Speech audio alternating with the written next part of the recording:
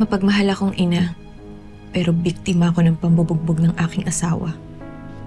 Pagod na ako dahil sa 5 taon naming pagsasama. Wala na siyang gustong gawin kundi ang sumiping. Lalo na kapag siya ay lasing. Kapag hindi siya napagbibigyan, agad siyang nagagalit at sinasaktan ako.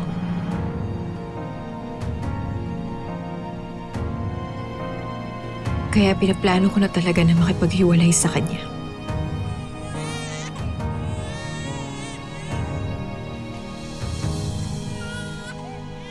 Hoy, ano ba? Tumigil ka, tuloy mo lang. Hoy! Yan, sige pa. Ano yung dapat ang ginagawa mo so tuwing uuwi ako dito, ha?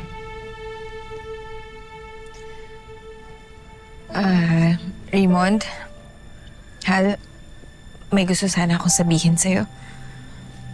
Sabihin. Ani Rose, kung problema lang yan, ayaw kong pakinggan. Tsaka na lang. Kita mo sarap-sarap pa ng hilot mo eh.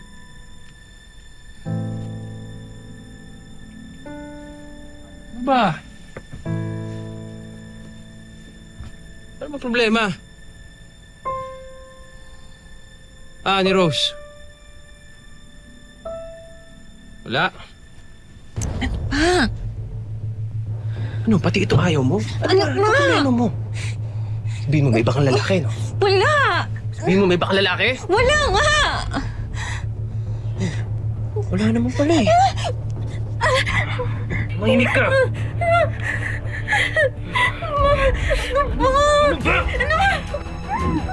Ano ba?